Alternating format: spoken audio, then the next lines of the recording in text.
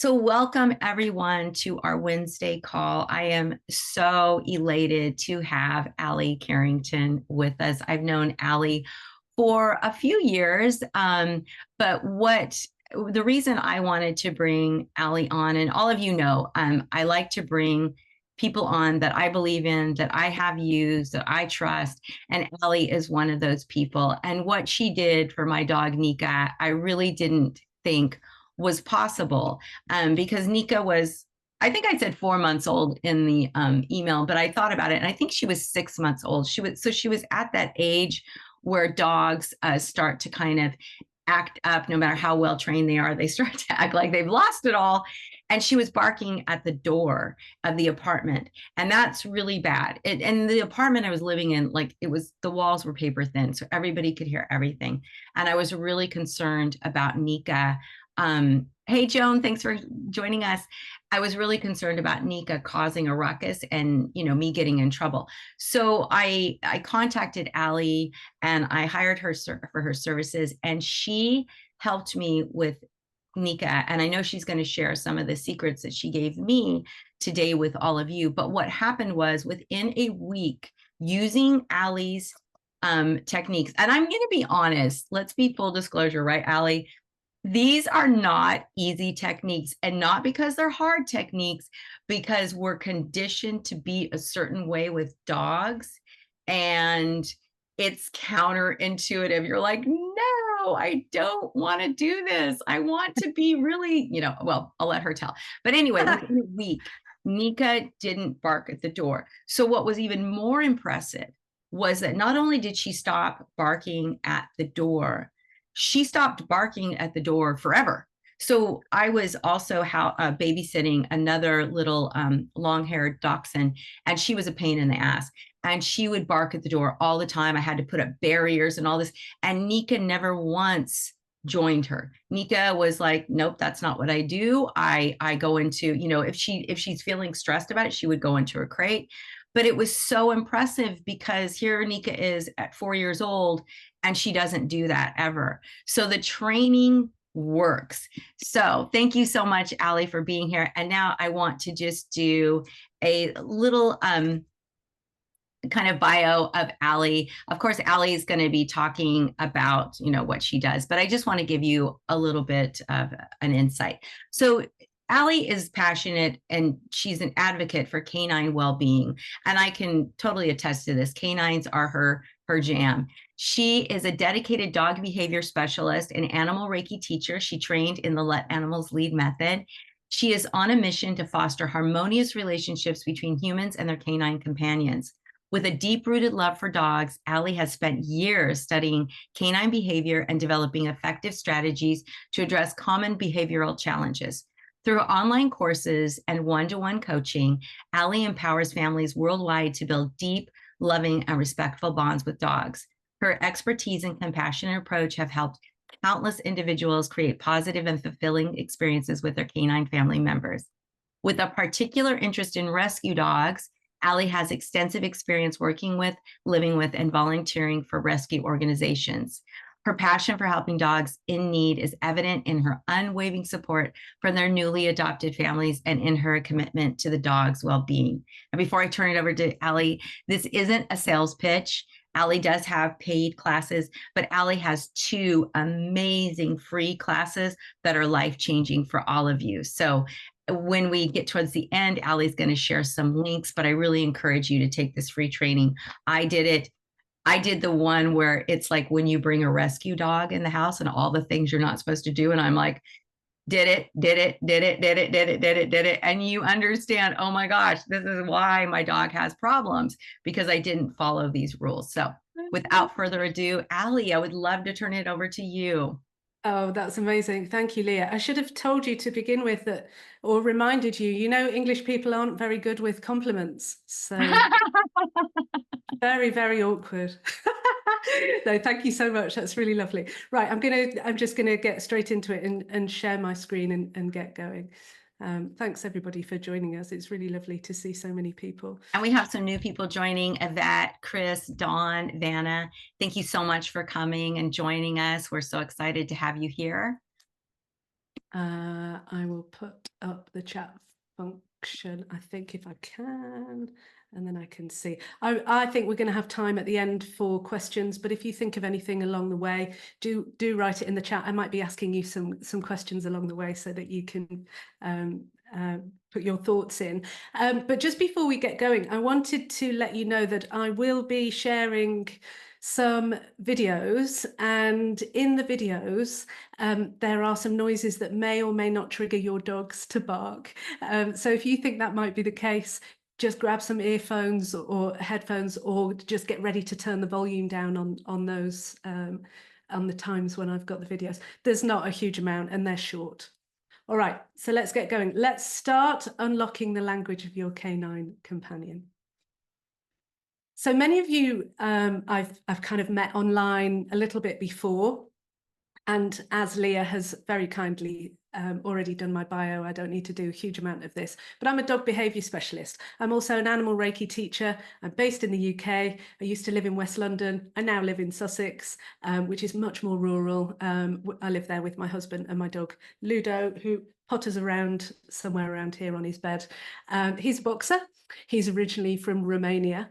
And actually this photo in this slide here shows me sitting in a rescue kennels with a different Romanian rescue boxer a few years ago. Actually, I was asked to work with him to assess why he had become so aggressive in his home. And for that reason, he was handed back into rescue. So I started my relationship with Ted there, with Reiki, actually, and he was a wonderful teacher for me in Reiki and in behaviour. So in terms of the dog behaviour side, I've been doing that for more than 12 years, post-corporate life, post-fitness career, and I needed to retire from that actually due to a health issue. And so during that quite difficult time, I just began to realise that I had a new purpose. And that purpose was to support and empower dog guardians to understand and fluently speak dog language so that they can access the deepest relationship possible, so that they can solve their behavioural problems, and even with, and especially actually, the most severe behavioural problems. So today's talk is all about the conversations that we have with our dogs all day, every day, in all moments that we're with them, whether we know it or not that we're in conversation with them. Everything your dog does is part of that conversation. So I want to show you how easy it is to converse with our dogs when we work with their nature. Because when we delve deeper into an understanding of a canine, how they communicate with each other, their natural instincts and their drivers, it's very possible and it's highly enjoyable to step away from how we humans see the world and how we communicate our important messages, and instead step towards seeing the world from the perspective of a canine. So in order to do this, I'm going to highlight 4 principal and essential observations about what dogs need to communicate, when they need to communicate about it, and importantly, how they do that. These 4 principles contain pretty much all the answers to any non-medical behavioural issue, and they are daily interactions, so how we interact with them, the significance of food, what they perceive as dangerous, and how they see the outside world. And that's otherwise known as everything to do with walking the dog, basically. And I often describe a dog's behaviour as a jigsaw, with all of those jigsaw pieces relating to each other. And by that, I mean that where there's a behavioural challenge, we have to look to understand and solve the entire jigsaw puzzle, just to solve that one challenge. Otherwise, we simply end up playing whack-a-mole, as we sort one problem out in isolation, but unless we truly understand why the dog is choosing that behaviour, another challenging behaviour is going to pop up, and it's going to keep going like that. So in my work with clients and in my online courses, I present those 4 principles as the 4 essential corner pieces of that jigsaw puzzle. And it's here where the secrets of the language of dogs can be found. And just to give you an idea, I would usually work with a family for somewhere between 6 weeks and 6 months, teaching this language. So let's just manage our expectations for today. I am going to give you some lovely nuggets of information, but the more challenging the issue you're facing with your dogs, the more intelligent your dog, the more sensitive your dog, you're going to need much more of the detail and the strategy behind each of these corner pieces. So my aim is to pique your interest, give you a start today. And then if you do find you need more, I'll let you know at the end how you can continue to discover this language. And I'm just going to preface the corner pieces by giving you another really good reason to want to learn dog language. What if I was to say all behavioral issues with dogs stem from the same root cause? I put it to you today that all behavioral problems that we feel we have to deal with in today's dog world, such as reactivity, incessant barking, fussy eating, pulling on the lead, jumping up, no recall, they are all down to one overriding concept: that the dog has misunderstood that he is in charge. It's simply a huge misunderstanding between two species speaking different languages. A dog with behavioral problems has understood that he alone is in charge of his family, in charge of life. And to be really specific, he feels he's in charge of life and death for himself and his group. It's that serious to a dog. It's about survival. And that's why it's so obviously highly stressful for a dog. When we live our lives in the way that we humans do, it can be so hard for a dog to understand that we're safe. And it causes them so much stress to believe that they are in a position of control and in charge, but yet they've got no possible way of executing their role effectively. And when a dog's stressed to this extent, we can see all and any unacceptable behaviors. So it's this one big misunderstanding. So how do we clarify for the dogs that they aren't in charge? Well, happily, that is completely within our control. And what we do is we learn the language of the species, and we do our best to communicate with them in their language as much as we puny humans can do. So let's get onto that language then. So let's start with what I call corner piece one. Corner piece one is all about your daily interactions with your dog. It's a very broad topic, so I'm only going to highlight a couple of areas. Okay, all animals who live in groups are organized. We can call them families, we can call them groups, whatever you like. They're organized. All of these animals that live in groups are organized due to their overriding need to survive. Survival is not successful in chaos. So animals are organized. And that organization and structure is seen within their interactions because they do not have a verbal language. Think of grandma elephant. Think of the lead mare in a herd of horses, the lead pair in a pack of wolves. These are incredibly important members of their group, the senior decision makers, and they make decisions every day about where to go for food, how to stay safe.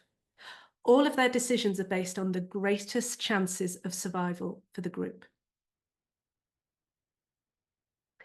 Because animals are non-verbal, the family structure is established on a daily basis through their interactions. So through their behavior, their actions, their energy. And our dogs are no different to this, by the way. Just because we humans have put the word domestic in front of dog doesn't make them any less animal. And when they come and live with us, they live in a family. They live in our family. It's an interspecies family, yes, but it is a group, and dogs see it as such. And when we recognize that dogs see themselves living in a group with us, we can also understand that they're investigating what our structure is within the group, what their role is within the group. Basically, who's in charge? Who's making those important survival decisions? And when we are aware of them investigating this all day, every day, as my friend's two dogs here are demonstrating beautifully, note the same behavior, different times of the day, we can really clarify and understand the language they're using and begin to use some of it ourselves to help them get on in our crazy human world.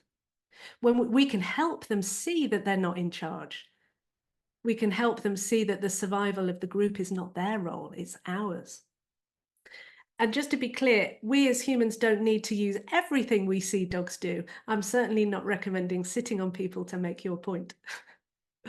Although, you know, maybe sometimes it would work.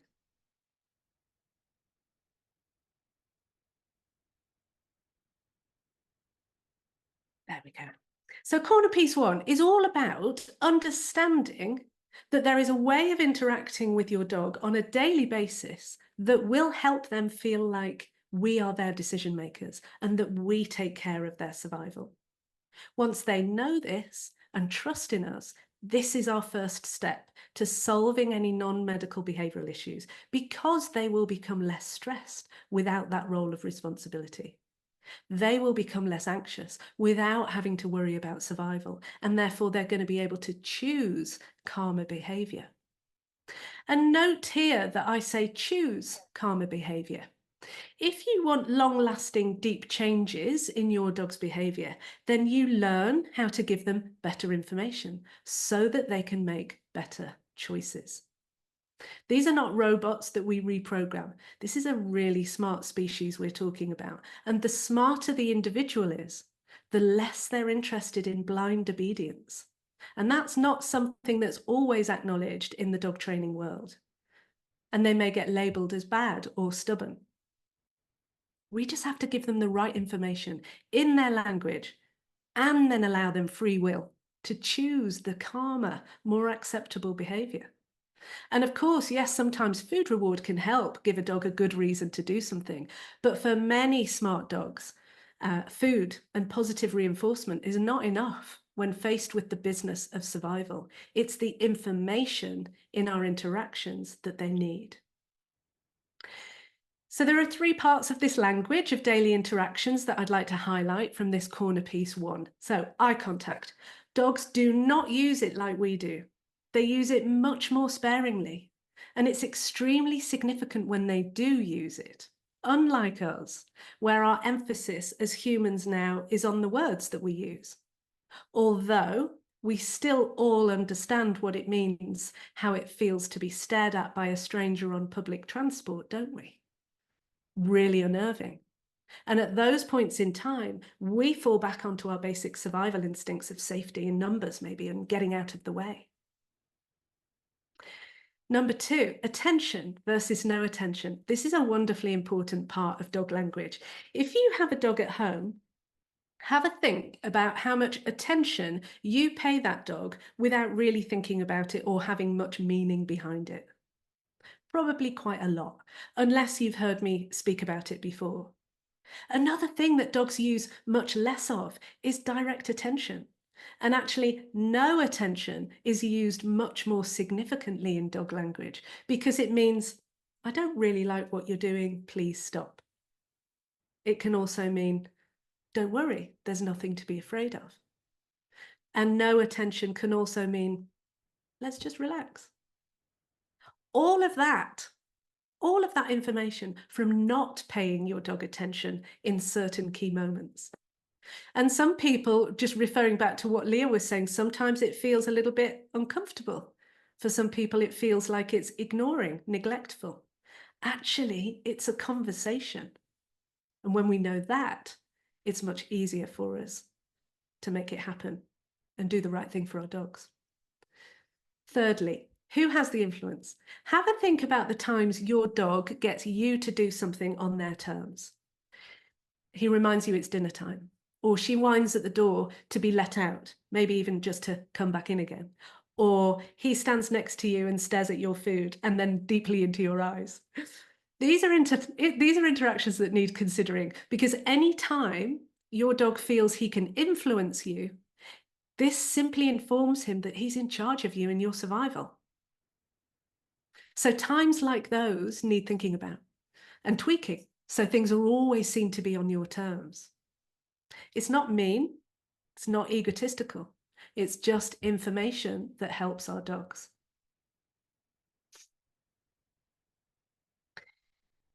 So here are a couple of quick illustrations. So a couple of videos coming up.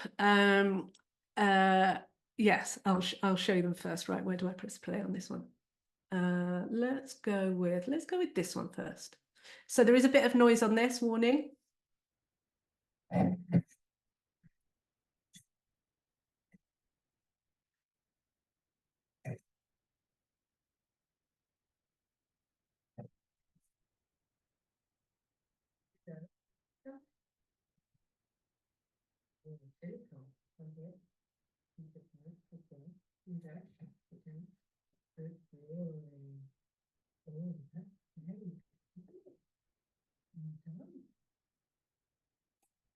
That makes me laugh because Ludo he's just such a funny character. He's quite dramatic, isn't he, with his actions? And so that's Ludo. He's still here. Chili passed away a couple of years ago, so she was quite senior in that in terms of age and hierarchy, actually, in terms of that video. And you can see she's perfectly fine. She's not stressed. In fact, she's kind of gently wagging her tail. She just doesn't want to engage at that level of energy with him. So I step in after a bit and I just call them over, as I just thought the energy was a bit high as well. And I wanted to support Chili, just calm things down. Have a look at this one, a similar one, but just a little bit less energetic.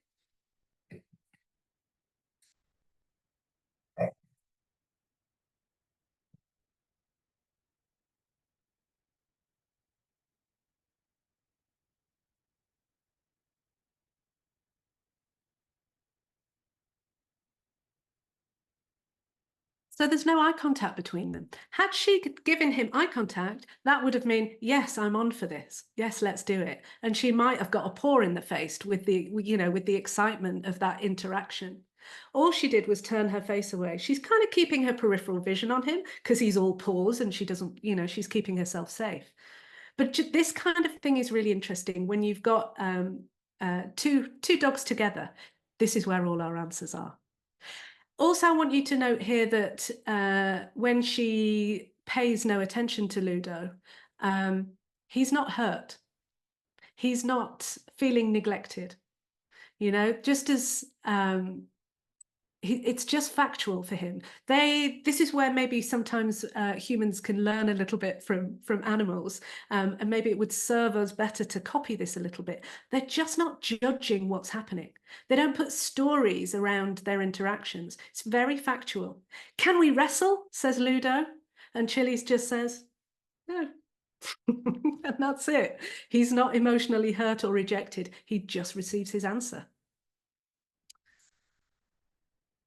Okay, let's get through those. Right, there we go. So I'm going to move on to corner piece 2, because this is an area not often talked about in areas of dog training or behavior. And it's a concept that's due to 3 things. It's due to the structure in a group, the important role of a decision maker, and the fact that they cannot verbally converse and therefore have to communicate through behavior, action, and energy. And this ultimately means that they will use resources to communicate at any given moment. So food is a huge and significantly ritualized part of this conversation, of this language. Now, I'm not going to put anyone on the spot and ask directly who here has a fussy eater or who here allows their dogs to graze feed, because in the words of Maya Angelou, I always go to this one, we do the best we can until we know better. When we know better, we do better. I'm sure I'm paraphrasing. But that's what I want for you today. Learning without judgment. I'm certainly not judging. There was a time when I didn't know this. The idea is just to be open to hearing new things. However, I do want to be clear. Dogs are not grazers. Prey animals, herd animals, are grazers. Predators are designed to eat a lot all at once. And then they might play for a bit, or they rest and they allow their digestion to do a thing. So if your dog has trained you that he would prefer to graze, then listen out. I really want you to listen to this. Dogs use food as part of a conversation. Has anyone ever seen a dog scamper over to his bowl to eat a mouthful the moment someone walks into the room? Has anyone ever experienced a dog who is given his food? He then only eats a couple of mouthfuls and then he wanders off. Has anyone ever given a dog a tidbit that he then just drops on the floor? but then growls if another dog tries to eat that dropped food. Let's have a look at these videos for some evidence of what I'm referring to here.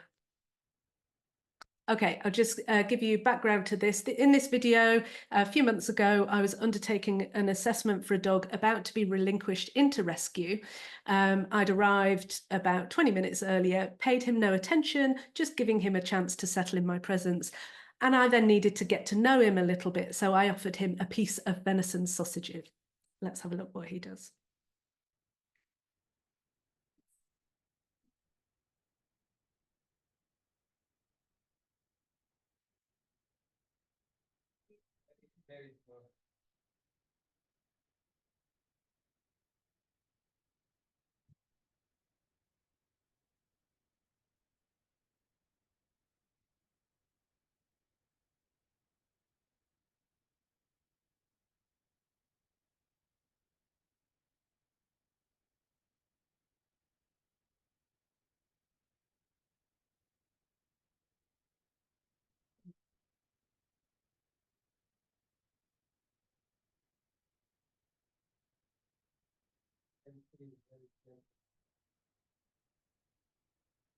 So you saw that. He took the treat from me and he dropped it on the floor. Now, it could be a matter of taste.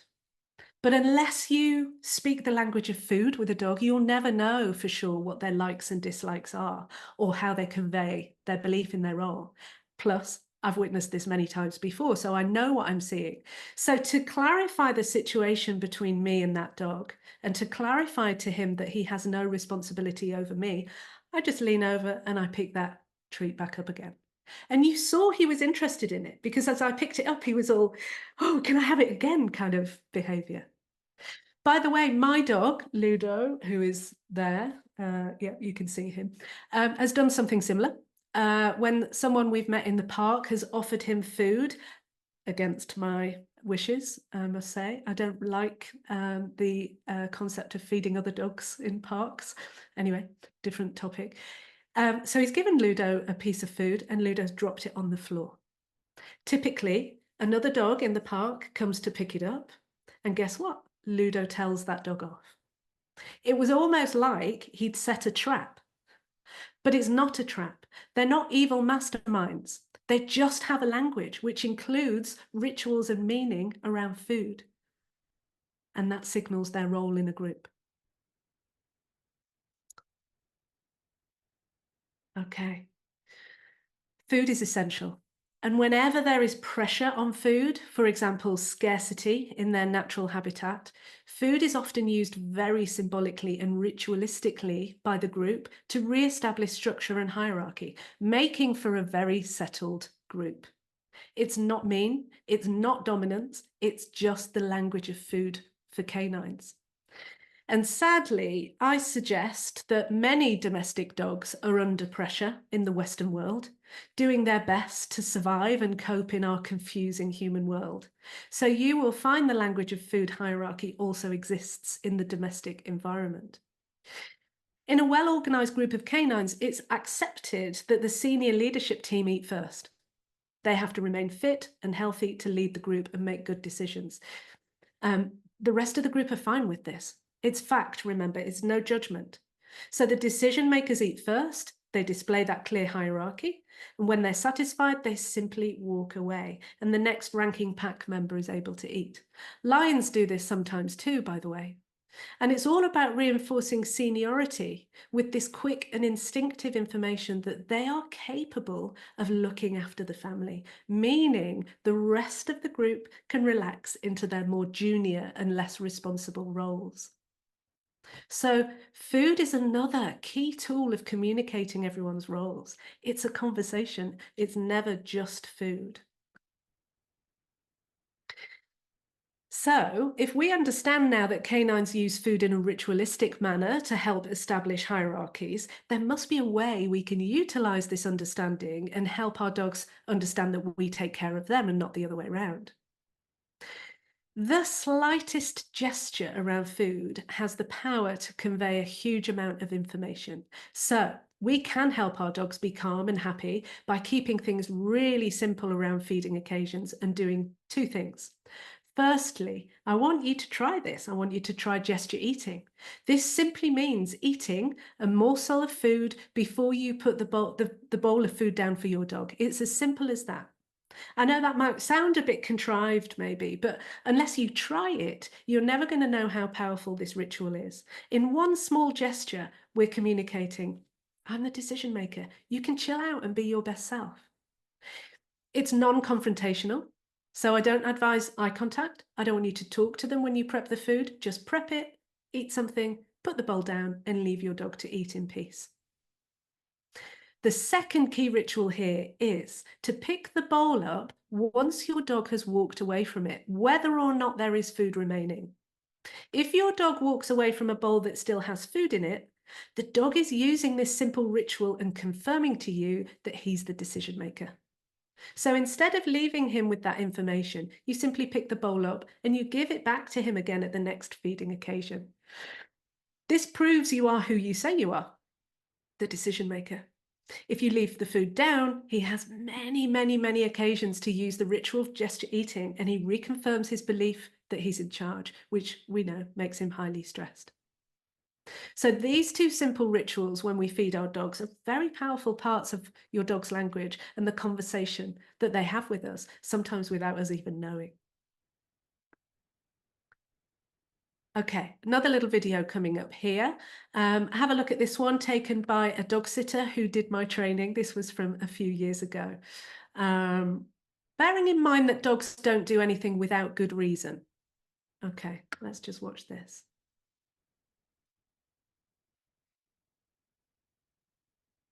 Do you like her bed?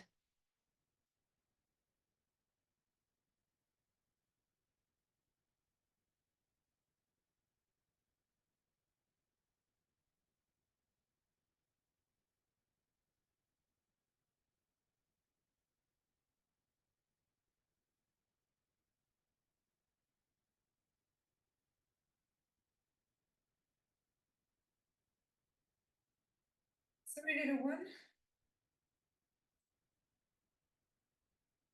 I love that. Lucy puts it next to her gin and tonic. So the bowl was put down for her to eat and removed when she walked away. This is dog language in action. You know, this is a dog using the ritual of food and showing her new dog sitter who controls the food. It's me. I can go back, I can go forth, I can take it onto my bed. That bed, isn't it wonderful? She's clearly, you know, a princess, but unknowingly, her family have created a bit of a pedestal for her. Don't worry, she was given her food again. But as this is just such a huge part of the conversation and contains so much information about their role in our lives, we have to get it right for them. Let me know in the chat if you've ever seen any of this action or behavior around food. So maybe something like the chihuahua there, or the dropping of the food when offered as a reward like the boxer. Just put a yes or anything in the chat. Be really nice to know if you've seen anything like this, Leah. Yes. Yeah. It's quite interesting when I start talking about these rituals, how many people go, oh my gosh, our old dog used to do this. Yeah, good. Thank you. Thanks for joining in, everybody. Okay, let's move on to the next corner piece. So corner piece 3. Yes, my chihuahua is very similar, Amy, thank you. Corner piece 3 deals with how dogs perceive danger and the rituals used to cope. It's a wonderful and it's a fascinating topic, and used in our domestic scenarios, we can really establish amazing teamwork between ourselves and our dogs. My first objective when I teach this corner piece is always to show the natural response of a dog when he considers something to be worrying or dangerous, or even just something out of the ordinary. And as always, the best way to observe a natural response of a dog is to look to nature, to dogs living without human intervention, because obviously we ruin everything and mix everything up. So if we look to the grey wolf in Yellowstone Park, for example, or the wild dogs in Asia, or even African wild dogs, what you see is that the first member of the canine group who sees something worrying sounds an alert. So that could be anyone of the group who notices a possible danger and they sound the alert. It's everyone's role in the family to alert to danger if they see it. Next, it's over to the senior members of the group who decide what to do about the perceived threat. And they decide using the 3 options available to them: flight, freeze, or fight. So they can flee and get the heck out of there, they can freeze and hope the danger will pass, or they can stay and fight for their lives. This behaviour of alerting and making the next move is organised again, and the senior group members make their decision based on what they believe it will be, what they believe will be best for the group in order to stay safe. And just as a spoiler, it's usually to flee, actually, because fighting is riskier to survival than fleeing. And in a group, you can't really freeze and remain unseen. So now let's take this observation into the domestic scenario. When your dog notices something he or she is not sure of, he or she will bark to alert you and the rest of the family to the possible danger. Now, by the way, I'm not talking about the dog that stands in front of you quite boldly and barks while gaining your eye contact. That's a different scenario, because that I'm going to just call attention seeking broadly, and you just pay no attention to that. And in fact, you walk away from that. But for their alert to a perceived threat, it's serious. They're not just barking for fun, nor are they just barking to be annoying. This is serious for them, and they mean business. So the way to work with them on this is to respond, because you want to prove that you have that very important role of decision maker in your household. But how to respond is very important. What I don't recommend, because it doesn't have long-term benefit, is meeting your dog's energy where it's at, shouting, "It's okay, stop barking, it's only an Amazon delivery." Because if you do that, you're just joining in with the barking. What I suggest you do instead is say, "Thank you." And I've got in asterisks here, pause for effect. So I'm pausing for effect. I want you to say thank you. I want you to say thank you really calmly and appreciatively, because the fact is they've done a good job in alerting you to something that might risk your survival. Even if you know what it is, even if it's happened every day so far, the dog truly believes he's doing what he needs to do. So when your dog barks at perceived danger, it's their way of telling you something's up. So we then say, "Thank you," in a nice, calm voice. Sometimes I say thank you, sometimes I say good boy, sometimes I say both. But something short like that, calm, appreciative, and it's expressing, "Well done, I appreciate your help and your role in this family." Okay, so here's a little example. This has got a bark in it for anybody who wants to turn the volume down.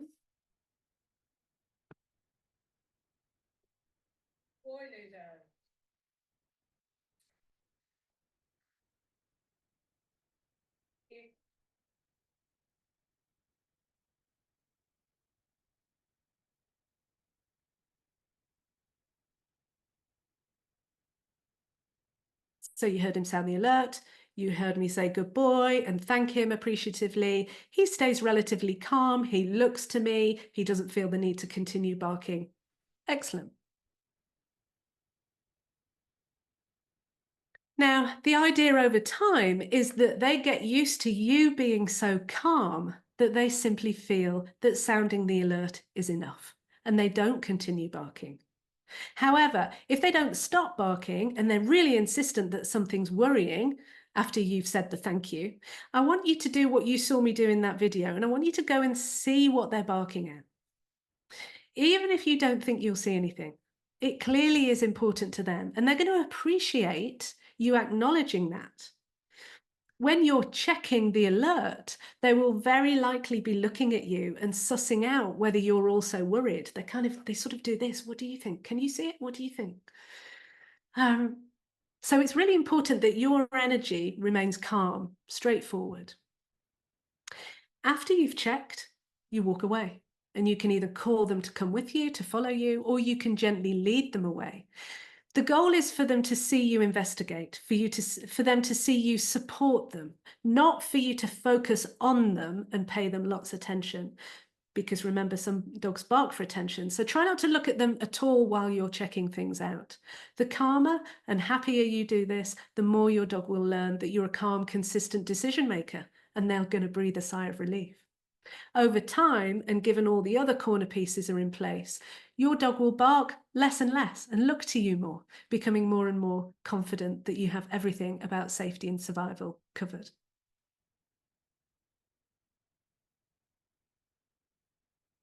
So that's the very basic structure of the corner piece. As with others, there is more to this piece. For those dogs who are off the scale with anxiety, we may need further steps to teach them all is well. But the first step is the thank you. The second step is checking, all whilst modeling calm energy while you acknowledge their alert. So I'd love you to give that a try, and I'd love you to let me know how you get on with thanking and checking and staying calm.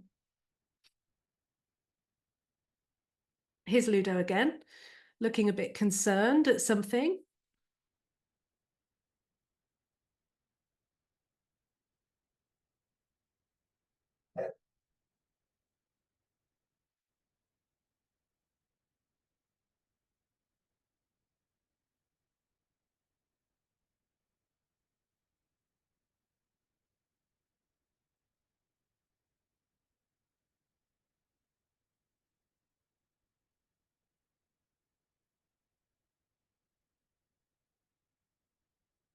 All right, so I'll move on to the final piece for today.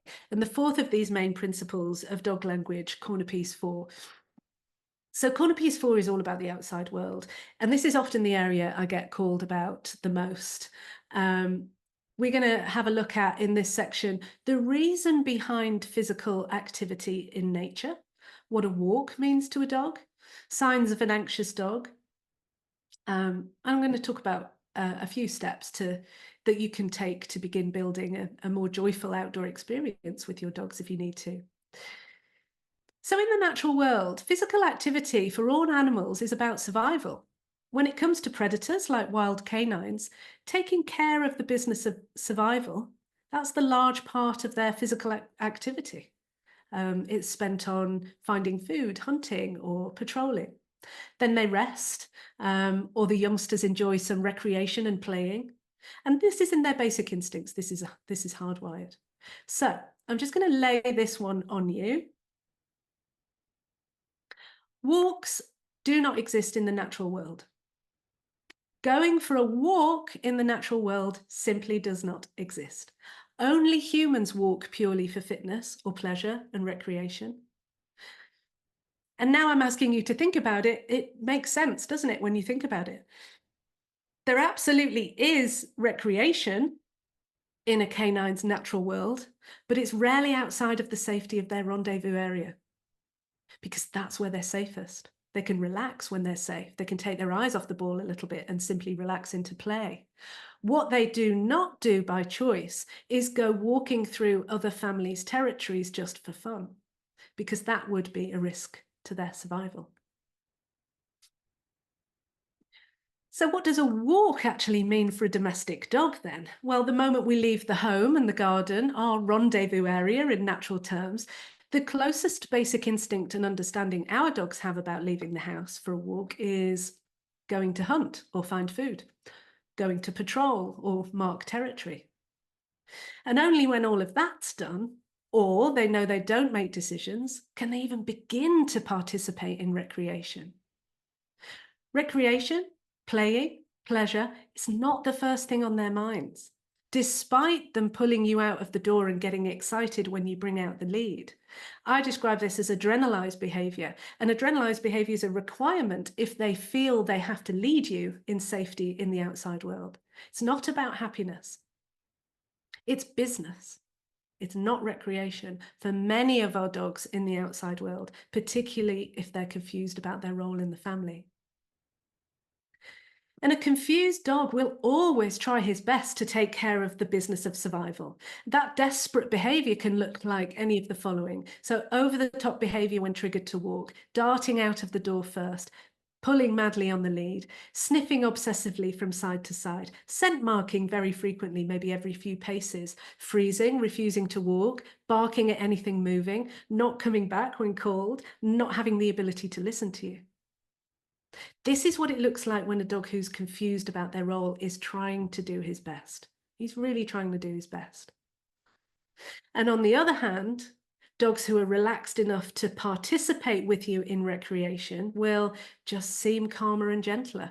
They'll partake in relaxed sniffing here and there, but not obsessively. They're going to be able to listen and respond to your guidance. They'll happily come back when called, and they'll either ignore or interact gently with the other dogs and people.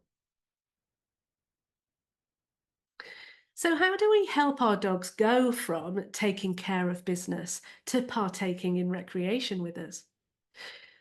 The first thing we can do is take a break from putting our dogs and ourselves through anything stressful and desperate. Remember that going for a walk is not natural, and so many dogs need our help, actually, convincing them that they don't need to take care of business. So despite what you may have been told, dogs don't need to go for a walk, especially not if they're freaking out and you're miserable. I give you permission to press pause on the walk. Then we can focus on these three things to help them. Firstly, we calmly and consistently prove ourselves to our dogs that we're the decision maker of the family. And we do this by speaking their language, using their innate rituals around daily interactions, food, danger, those that I've briefly described in the corner pieces. We effectively give them better, more appropriate information so that they change their view of who has the highest status in the household. This helps them become less stressed and allows them to choose calmer behavior. And please don't get me wrong here. This is not about their importance and their value to us and their equal status as beings on this planet. No, this is simply about understanding their language and knowing that they are their best selves when they do not feel responsible for us. So next, we need to educate them, and we help them gain the skills they need to manage themselves in this human world. We teach them.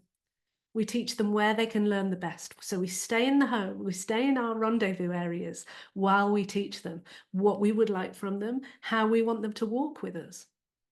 We start that off in the home, in the garden, because it's safe there. And when they're safe, they'll be more relaxed and they can learn a little bit more easily.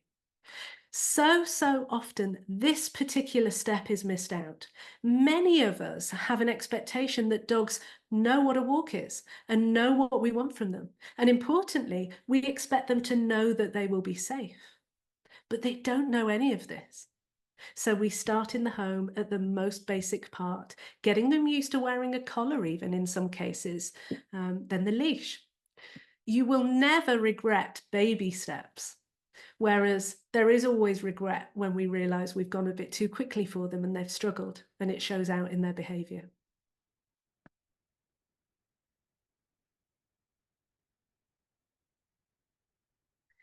So I start, actually I sit down when I start and I call them to me so that they can choose whether or not to allow me to put the collar on. And I hope that sounds familiar to Let Animals Lead people. We allow them their choice. Give them a choice at every step. You don't need to beg them to join you if they're a little bit unsure. You just offer them good choices. Come over here, sweetie. Oh, well done. Have some sausage. Here's the collar. Can I put it on you?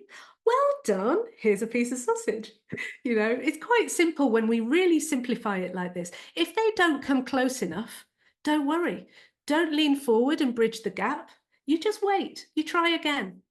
And if they don't do it again, you can just simply get on with life and let them see you not be bothered. Let them feel that you're calm. They'll certainly smell that you have food as a reward. And the next time you do it, they'll have understood and appreciated that patience. They're more likely to go a step further with you.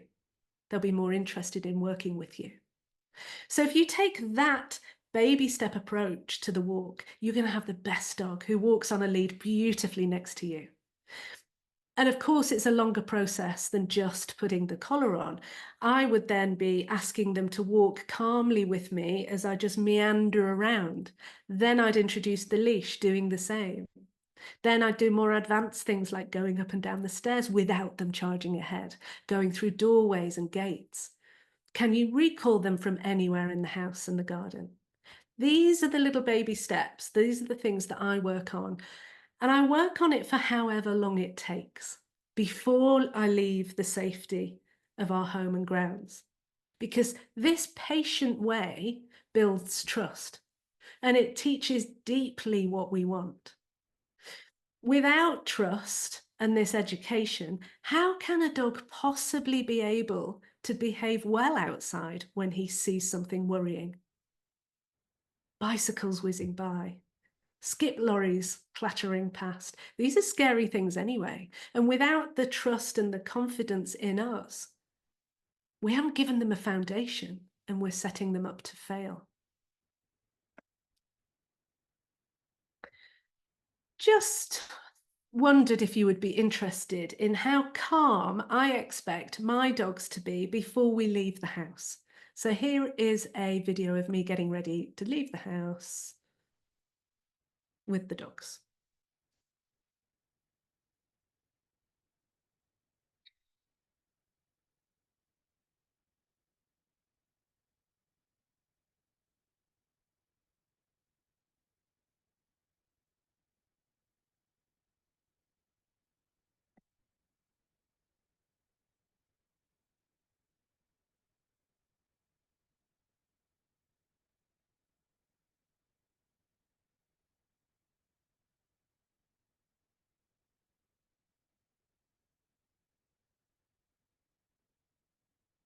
See how calm they are, no jumping about. These are athletic, powerful predator animals. We need to reconsider taking adrenalized predators out into the world. You know, the calmer they are, the easier behaved they will be. What did you see there? So you saw Ludo, I call it asking a question. As I opened the door, he went first. That's a question to me to say, do I lead the walk today? And I just close the door. I don't speak to him. I'm not looking at him. I just close the door and I wait for him. And he chose to walk backwards and allow me out first. And that's quite an important key moment when you're starting off a walk. Nice and calm around the doorways and get them to choose to let you out first.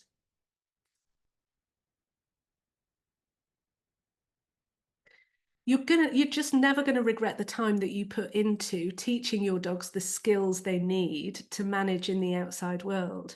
You need good recall. You need them to know where you want them to walk with you.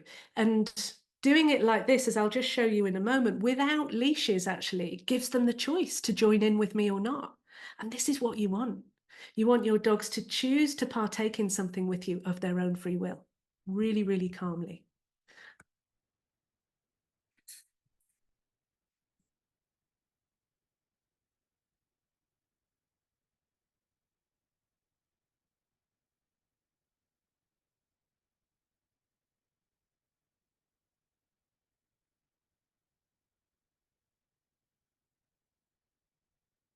I've got food in both of my hands there, they know that. And that's my little signal to walk and for them to be with me. If your dogs are more adrenalized than this when you practice, just go slower. Use less eye contact, less talking, wait a lot more. Be really patient. Wait for them to figure out what it is that gets them the reward. That's a really strong way of learning.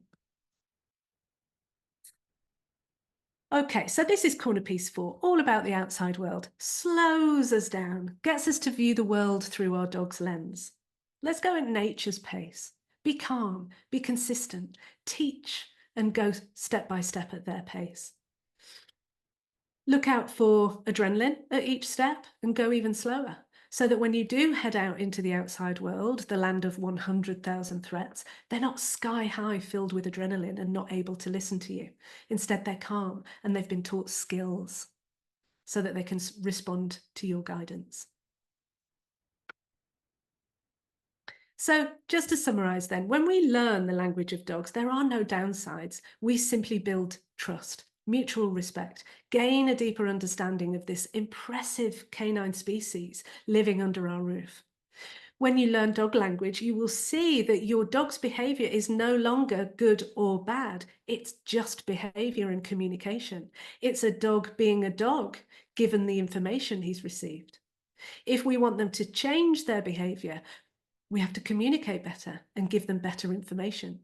We need to convince them that they're not responsible for us. And when we achieve that, I promise you, it's life-changing for the dog and also for us. Learning your dog's language brings you closer to your dog, to nature, to yourself, actually. As always with animals, if we just take a pause, do our best to understand them, they teach us way more about ourselves along the way. I know I'm preaching to the converted in this group. Okay, so I would just love to show you a few resources that are available to you if you would like to know more.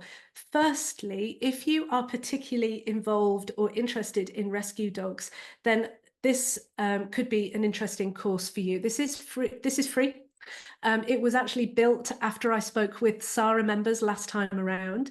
So starting out right with rescue dogs, it's a guide to getting it right from the moment you consider bringing a new rescue dog home.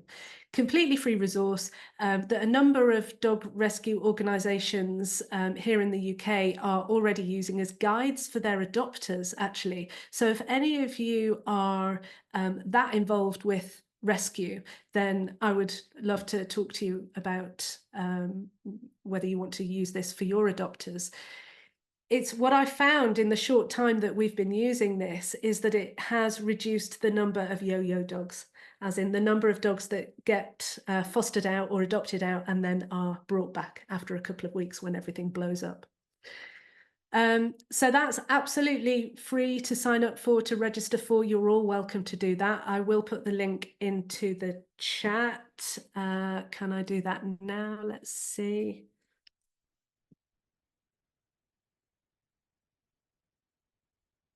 I think I can. Yeah, that came in. Okay, great. And yeah, so it takes you from the first meet with your new rescue to the pickup, to the first night, the first day, the first week. And there are some bonus videos at the end of that course as well, one of which is about the significance of eye contact. Yeah.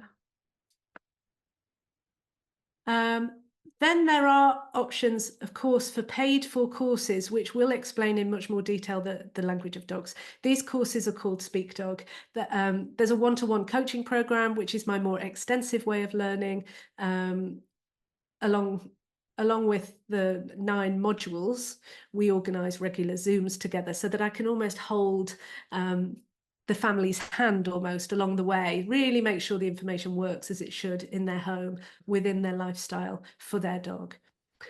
For those people with less challenging behavioural issues, or who are really self-motivated and like to learn on their own in their own time, then there's my Speak Dog Essentials course, which has all the information but none of the one-to-one time. So for those of you watching this, whether it's live today or later on, I've actually made you a link which has a discount already applied within that. So that will give you £20 off, and that is available until the end of this weekend coming. And I will share that link in a moment when I've come off Zoom. Okay, so I think I will come off share and just see if anybody has any questions. I actually do have questions, Ali. I'm just going to try and find my unshare button. Oh, there it is. There you go. There we go. So I know we're coming on time, but I just had a couple. So the first question came in from Susan, and I want to get to that one first. She said, I often and love, and this is probably a common one for all of us, meeting dogs on my walks. How can I best manage such interactions? Read the dog so I can be respectful and it's a respectful interaction. So you're outside and you're you're wanting to read the other dogs that are coming towards you. Is that She wants right? to be respectful when she meets them. Like, so we're all, I mean, I'm this way. You're out, you're on the street. Here comes a lady with a dog. It's the cutest dog. You know, how can we interact with that dog? And so you're talking about yourself, not Yeah. about dog interaction. Aha. The most respectful thing you can do is tell that person, eye to eye, your dog is so beautiful. What a lovely dog. And keep on walking. I know that's not a popular. No, that's not, because I see the dogs looking at me, you know, us, of course, too, in Reiki, like, you know, we're making these connections and then the animals feel you, they see your light, they look at you like, oh, hey, you know, I like you. I've had dogs come to me and the person goes, my dog doesn't want to go. My dog wants to like say something to you. So how do we handle that? There will always be individual circumstances, but the overriding advice for me to anyone is just ignore the dog. Just pay no attention to the dog. If you want to, speak to the person first. Get into a conversation. Tell them how beautiful the dog is. How old is it? What is it? You know, what sort of dog is it? Where's it from? In that conversation that you're having with the person, you will get a sense of how that dog is. Many dogs don't want to be touched. Many dogs don't want to be approached. Many dogs don't even want to be looked at. Yeah. So that's why I always advise, err on the side of caution. You will never get it wrong. Just put the dog to one side for a minute, even though that's your overriding like desire. We all dog lovers here. This is probably the most difficult concept, you know, that I talk about is we've got to see it from the dog's perspective. They don't all want to be touched, looked at, spoken to. So give them a chance. You will know, and the person you will know. I think you will get more out of the person about the dog. If the person's nice and relaxed, you know, just have an enjoyable chat with them. You might find that the dog's already come over to you and sniffing. In that case, you know, you would speak to the person, you would say, does your dog mind me saying hello, that kind of thing. You will get a sense of that from the person. I don't ever eyeball new dogs. If I'm meeting a new dog and they're just with me, I don't touch them. I don't speak to them. I don't bend down. When I'm meeting a new dog, I give them space first. I give ourselves time to just be. And then if I want to meet them, I will give them a choice. And that's really important. So I will then look at them and say, hello, sweetie, do you want to come and say hi? And I'll be a few meters away. And then it's up to them. If they come to me and they're all gentle and cutie, fine. You know, have a little stroke. Don't overdo it. Don't get them all excited. But if they stay where they are, which many of them will choose to, that's your answer. They don't want it. They don't want it. So just be happy that you've seen something beautiful, you know, but let's not force ourselves on these dogs. Yeah, I love that advice. It's so hard to take, but I love that advice because there's many times like I'll see a dog and I'm like, oh, but the dog's like, no, I do not even want to be around you. So the next one is you were talking about how we handle dog reactions, you know, and you say, you know, put them in the garden and all this first. What if you live in an apartment and you don't have that option? So, you know, so you absolutely need to toilet them, don't you? Unless, you know, well, on the extreme side of things, I've had people just stay in their apartment and use puppy pads, you know, when their dog's absolutely too frightened to be outside. So that's still possible.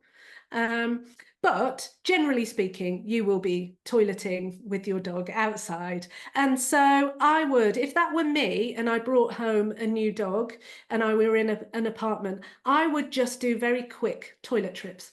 And I wouldn't worry about the walk as such. I would just do what we needed to do and then I would come back inside. And then inside in the apartment, I would be practicing everything that I was talking about. So that's how I would begin. And then little by little, you do your toilet trip and then you maybe do a circle around that patch of grass and then come back in, you know, and then, so then you go at the pace of the dog. The dog will tell you whether he's happy to continue or he wants to go back inside.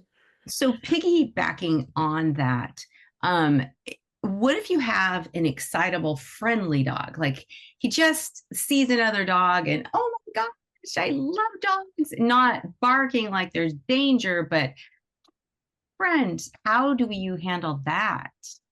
And who am I in that scenario? Who am I? Have I got the dog that's being approached, or have I got the friendly one? You have the friendly one. There's a dog over Okay. there, and you have the friendly. So the out of control one, the one that's Okay. like, okay, how do I So handle this? if I have a dog that I know wants to run over to that dog over there, and my recall is not working, that dog isn't off the lead yet. Mm, Because we cannot control that situation. right. And that's the most important thing with dogs, is actually we can only control ourselves. We can't really even control our dog. We've got to try and do what we can to control the situation so that our dogs can control themselves. Mm-hmm. And so it's never good to allow excitement to meet excitement, or I call it adrenaline, because actually excitement for us humans suggests happy excitement. Right. I just describe it much more factually as adrenaline. And if Right. you have an adrenalized predator galloping over to something else, that's quite threatening. Even though you know your dog is friendly, that's Right. threatening. I guess the issue is like, so for instance, I have a friend, she's got a huge Newfoundland and she's 70 and little. And it's been very stressful for her taking the Newfoundland out because the Newfoundland's very friendly. And so she gets fixated and then she wants to pull. And then, my friend is like, So I have a different perspective on that. Mhm, Because if a dog is a little bit over the top in any way, mhm, that's not relaxed behavior. mhm. That is behavior coming from adrenaline. Right. So I would suggest not to describe it as friendly, because Mhm. it's not helpful. I would describe it as fixated, Right. adrenaline. And I would be working on all of this background, all of the corner pieces, so that the dog has a bit more of a foundation to, first of all, not get so adrenalized when she sees another dog, Mhm. and be able to listen to me when I say, actually, we're going this way. Very It's good. very hard when there's a little bit of a mismatch between the size of the person and the size of the dog. You have to go really slowly with that, because I was talking to a family on Monday evening. They've got a new Great Dane puppy, and oh gosh, he's so beautiful. But he is, he's acting up a little bit. He's asking questions about hierarchy and role at the moment, and he's still sort of fairly manageable. He's potentially going to get 75 kilos. Yeah. So they need to convince this dog now that he takes the lead from them. Mhm. They make his decisions when it comes to any pressurized scenarios. I love that. Thank you. That's very helpful. Really, it's all going back to the cornerstone. That's really what it goes back to, these cornerstone questions. Yeah, it Thank does. I've just seen something by Gwen here. What Yeah, about yeah, about the agency for dogs? agency. Do you advocate dogs making choices? Yeah, absolutely, I do, Gwen. I always give my dogs a choice. I give them a choice to come to me or not. So, for example, I would give Ludo a choice later on today to come and have a cuddle. So I don't go to him and put my cuddle onto him, Mm. because I've not asked his permission. Mm. I stay where I am and I give Ludo a choice. Ludo, sweetie, do you want a cuddle? Come on, sweetie. And sometimes he'll go, yay, I do want a cuddle. Do you know what? Sometimes he kind of sits there and he goes, do you know what? I'm all right over here, thanks. And that's okay. And so I just get on with my life at that point. It's just like, okay, no worries. And of course, I take the metaphorical knife out of my heart, because we all expect our dogs to always want our cuddles. But they don't. Most of our dogs don't want as many cuddles as we want. So let's always give them that choice. Yeah. Oh, you're going to be more specific. How about on a walk and my dog wants to go right when I thought we would go left? Yeah, absolutely. Really good question, Gwen. That's not where I would let a dog make a choice, because he really does need to trust in my leadership on that walk. And if I think it's safer to go, for example, I think it's safer to go left, we're going left. Even if he puts the brakes on and he's like, I want to go right, which this little rascal sometimes does do, that kind of thing, I will just stop and I'll turn and I'll have 100% confidence, mate, we're going this way. And I will just wait there until he's convinced. If you go where he wants to go, he's influenced you. Mm. And that's not great in terms of the information into the jigsaw. We don't ever have to physically battle when it comes to these, let's say, disagreements in direction. We don't have to physically battle at all. But I would always have 100% confidence, mate, we're going this way. I'll just wait for you to be convinced in that, and then we'll carry on. And if it takes 2 minutes on that first occasion when you have that conversation, it's going to take 30 seconds the next time he does it, 20 seconds the next time. The next time he probably won't do it.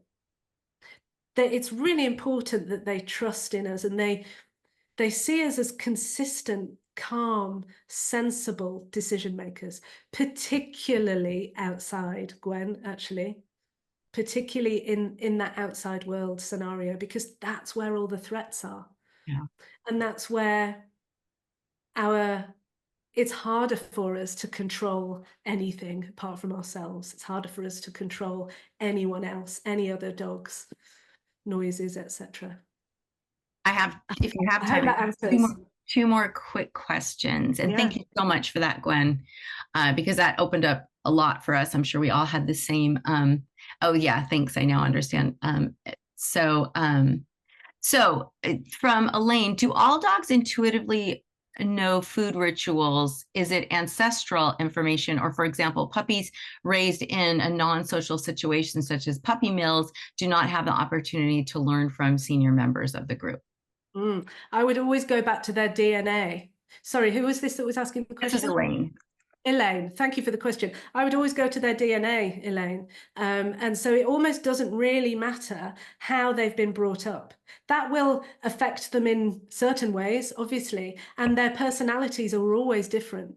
But I'm never worried about breed of dog, for example, or experience to begin with. You know, their past experiences to begin with. I always just focus in on dog.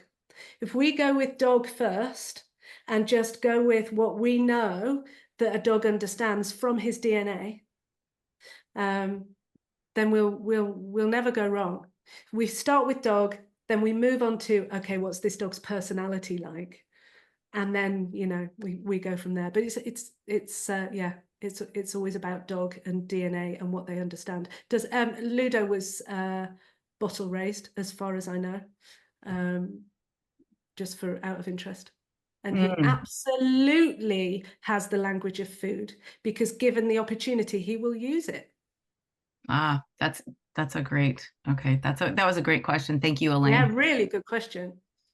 This is from Monica, who is staff at the Croatia dog shelter. And she said, thank you. I can't remember, works for her dogs most of the time. Not when the dog of the, so barking when the dog's being reactive and you go and say, hey, this is okay. She says, not when the dog of the neighbor is barking at the other side of the fence. So when the other dog is barking, then her dog starts to freak out. How would you handle that? Yeah, I would do it exactly the same, Monica. I would do it exactly the same.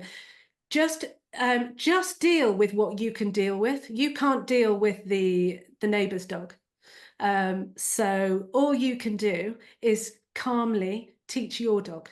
And you would do exactly what I did. You saw me do with Ludo. Thank you. Good boy. Stand there, listen, experience what your dog's experiencing. You can hear the neighbor's dog, Doesn't matter that there's a noise. Doesn't matter that it might be a bit worrying for your dog. What you're trying to tell your dog is, I've got it. I can hear it. Yeah, but I'm not worried about it. Let's go. That was actually a question for Miranda. Sorry, Miranda, and not Monica. Okay, so thank you Sorry, so much Miranda. for that, because that's a really common problem. Because we have it here. We have dogs. Luckily, my dogs have learned not to be reactive. And then we have time for one more question, and this is just Susan, and it's not even a question, it was a statement. So in response to, do you let your dog go left or right? She said that her dog knew better than her. So her dog would say, hey, look, there's dogs that bark. My instinct is like, then you need to listen to your dog better or be more aware. But so she's saying, like, I'm going to let my dog choose because they remember better than I do. I see what you're saying. I understand what you're saying, but I would still, it's still really important to be the consistent decision maker in your dog's life. Yeah.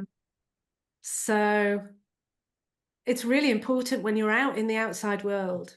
When you let your dog choose everything, have the influence, he will not see you as the trusted decision maker. So he is much more likely to become reactive, to choose to tell that dog to back off, to tell that bicycle to back off, to choose everything.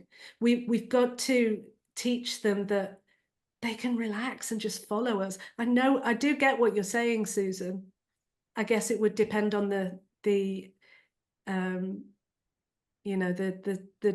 individual situation. You know best, you know your dog best, but I'm just saying that dogs need a decision maker, and everything we can do to convince them that we are helps them. So. And that's in Elaine Santiago saying the same thing. She's backing that up. Now, I know we had a couple other questions, but we have to let Ali go. What I suggest is, please, she has a 30-minute free consult. She's got her free classes, but her paid class is not that expensive at all. She's giving us 20 pounds off. So that kind of helps with the conversion rate, makes it, like how much it would be in the United States. And it's a really great course, especially the self-paced one. You're going to learn so much, and you can always do the one-on-one with Ali, which also isn't outrageously priced at all. So if you are interested, if you have a dog that is maybe a little bit more difficult, or if you just want to be better with dogs, then please consider taking her courses. And again, she's got 2 free courses on there that I know of. And also the one paid course, the self-study, is really reasonably priced. And it's an amazing class. Ali, I don't know, Ali, you have a gift when it comes to courses and getting the information out clearly and succinctly. So thank you so much. Thank you everyone too for being very kind.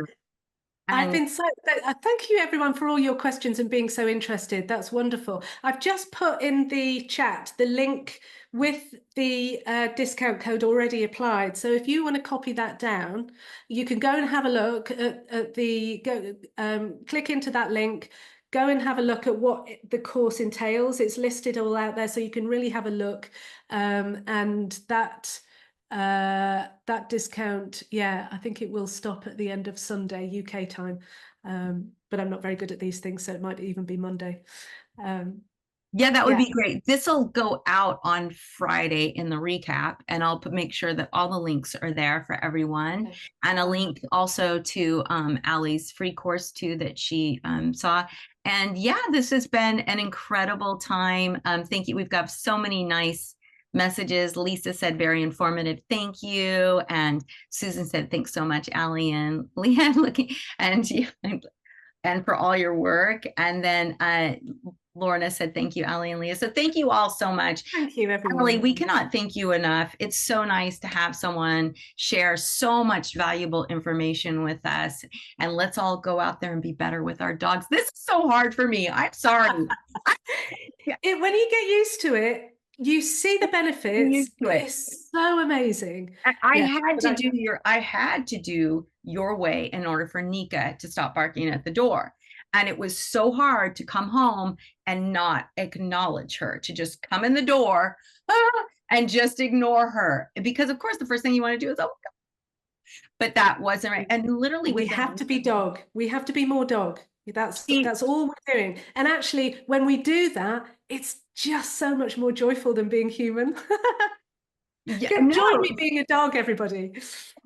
It seriously, it gives you so much more freedom and so much less anxiety when you start doing, because I've had to, I mean, I say this, I slip obviously, but I've had to incorporate your techniques in order to live in an apartment life with Nika, because again, dogs living in an apartment, it isn't natural. They're constantly coming face to face with danger. And so being the person where she could trust and just kind of get behind me if something were, instead of it's been life-changing for us. Yeah. So I really me too. It totally changed my life, and I just haven't been able to stop talking about it since. So there we go. Thank you, Leah, for inviting me. I loved it. Thank you so much, Ali. Thanks so much. Thanks, everybody. Thank you, everyone. Bye. Bye. Thank you. Bye, everyone.